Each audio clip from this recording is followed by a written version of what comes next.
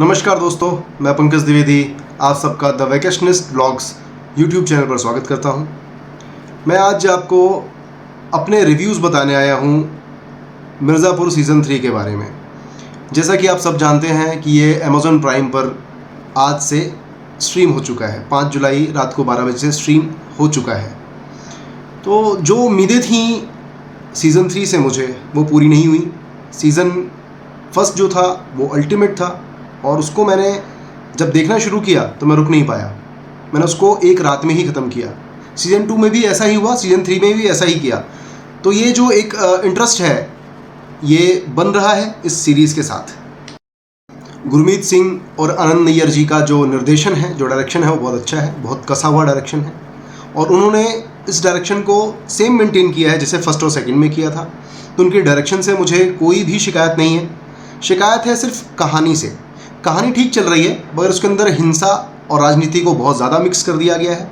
Season 3 के अंदर जो रिवेंज की जो स्टोरी है वो अलग लेवल पे जाती है और उसको पीछे करते हुए सिर्फ पॉलिटिक्स चलता है।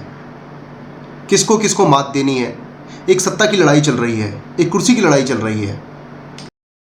हालांकि स्टोरी में नयापन है, रोमांच भी है, थ्रिल है, मज़ा आता है देखने के बाद। बट कहीं ना कहीं ये निराश करती है। जब आप हर एक एपिसोड को देखते हैं अंत तक पहुंचते पहुंचते आपको लगता है कि 58 मिनट में से 30 मिनट मेरे खराब हो गए। इस स्टोरी में ड्रामा है, सस्पेंस है, थ्रिल है और वॉयलेंस हद से ज़्यादा है।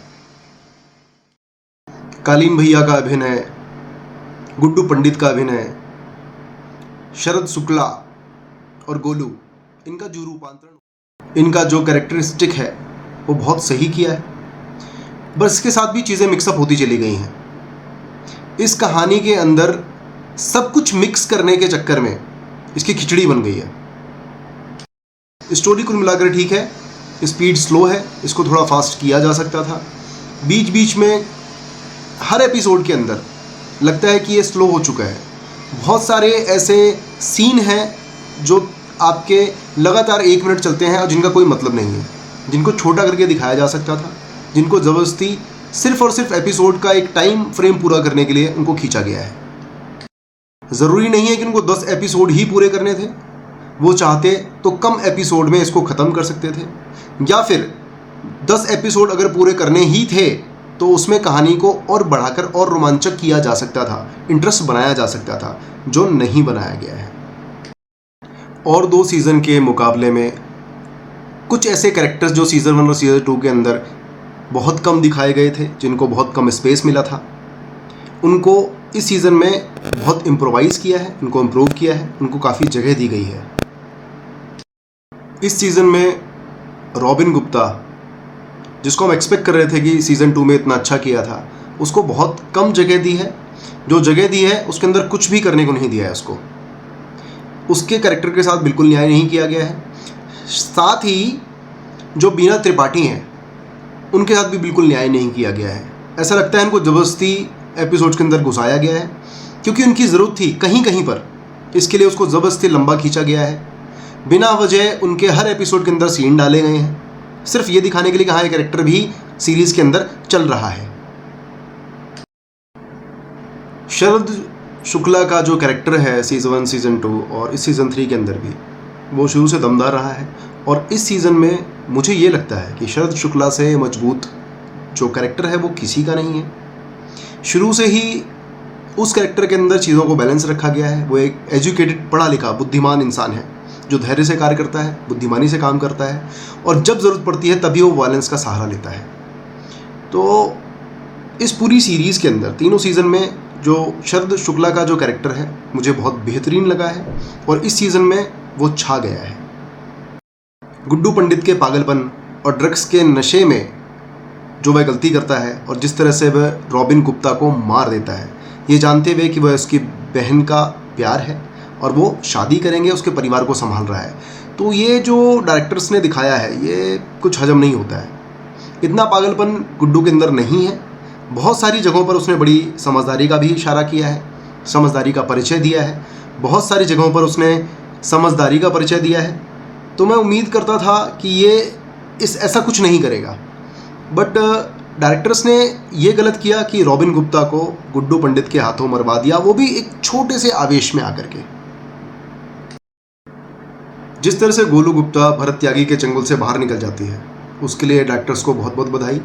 वो किस तरह से भरत त्यागी को फंसा कर बाहर निकलती है कि वो उसका पीछा भी ना कर सके, ये बहुत अच्छा था और इसके लिए बहुत बहुत बधाई डायरेक्टर्स को। सीजन में जो जरीना कैरेक्टर है वो बहुत अच्छे से दिखाया गया है, किस तरह से वो अपने पास्ट से, वो जिस तरह के कामों में थी उससे निकल करके वो एक अच्छी और इज़्ज़तदार ज़िंदगी जीने के लिए तैयारी करती है, किस तरह से वो समाज में महिलाओं के लिए सशक्तिकरण का काम करती है, वो समाज की राजनीति में एक सही सीएम का साथ दे करके प्रदेश को भयमुक्त बनाना चाहती है।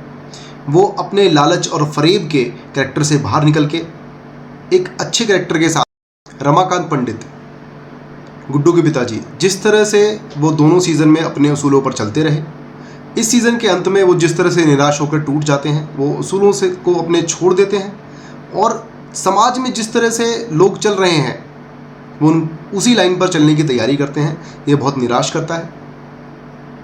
दोस्तों, सीज़न 3 हिंसा, पैसा, पावर, सत्ता, पॉलिटिक्स, इन सब से बुनी हुई एक कहानी है, जिसके अंदर जब एक दर्शक देखता है तो कैरेक्टर से कनेक्ट करता है। तो इस सीज़न में मुझे कहीं पर भी किसी भी कैरेक्टर से कोई भी कनेक्टिविटी नहीं लगी। ये शायद ये रीज़न था कि जितने कैरेक्टर थे इस सीज़न के अंदर, कैरेक्टर तो खैर वही सारे पुराने हैं, बट जो जिस तरह से उनका कैरेक्टरिस्टिक्स किया गया इस पर, वो बिल्कुल मज़ेदार नहीं था और मैं बिल्कुल भी उनसे किसी से कनेक्ट नहीं कर पाया। मुझे सिर्फ और सिर्फ शरद शुक्ला का कैरेक्टर थोड़ा ठीक लगा, किस तरह से वो धैर्य और बुद्धिमत्ता के साथ आगे बढ़ता है, चीज़ों को ठीक करने की कोशिश करता है, बट उसको मौका नहीं दिया गया। ये भी थोड़ा गलत है, जो निराश करता है। बट इस पूरे सीज़न में हमें जगह जगह सिर्फ एक कैरेक्टर की कमी महसूस होती है और वो है गुड्डू पंडित का छोटा भाई। अगर सीज़न 1 में उस कैरेक्टर को ख़त्म नहीं किया जाता तो इस सीज़न में उसका होना धमाका कर सकता था। ओवरऑल फ्रेंड्स, आप सीज़न 3 देखिए, आपको देख के मज़ा आएगा। वन टाइम वॉच है और आप जब सीज़न 1 सीज़न 2 देख चुके हैं तो सीज़न 3 ज़रूर देखिए। आपको कहीं ना कहीं मुन्ना त्रिपाठी की कमी खलेगी। हाँ, अगर वो होते तो भी बहुत कुछ फ़र्क नहीं पड़ने वाला था। दोस्तों, सीज़न 3 हिंसा, पैसा, पावर, सत्ता, पॉलिटिक्स, इन सब से बुनी हुई एक कहानी है, जिसके अंदर जब एक दर्शक देखता है तो कैरेक्टर से कनेक्ट करता है। तो इस सीज़न में मुझे कहीं पर भी किसी भी कैरेक्टर से कोई भी कनेक्टिविटी नहीं लगी।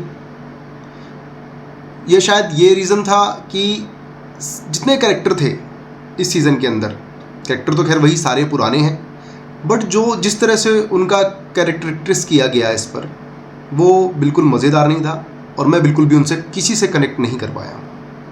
मुझे सिर्फ और सिर्फ शरद शुक्ला का कैरेक्टर थोड़ा ठीक लगा, किस तरह से वो धैर्य और बुद्धिमत्ता के साथ आगे बढ़ता है, चीज़ों को ठीक करने की कोशिश करता है, बट उसको मौका नहीं दिया गया। ये भी थोड़ा गलत है, जो निराश करता है। कुछ फ़र्क नहीं पड़ने वाला था। तो दोस्तों, आप लोग मिर्ज़ापुर सीज़न 3 देखिए, उसको एंजॉय कीजिए और फिर मुझे बताइए कि कैसा लगा। कमेंट करिए, सब्सक्राइब करिए, लाइक करिए। मैं आपका दोस्त, आपका होस्ट पंकज द्विवेदी फिर से स्वागत करता हूं द वेकेशनिस्ट व्लॉग्स। Thank you.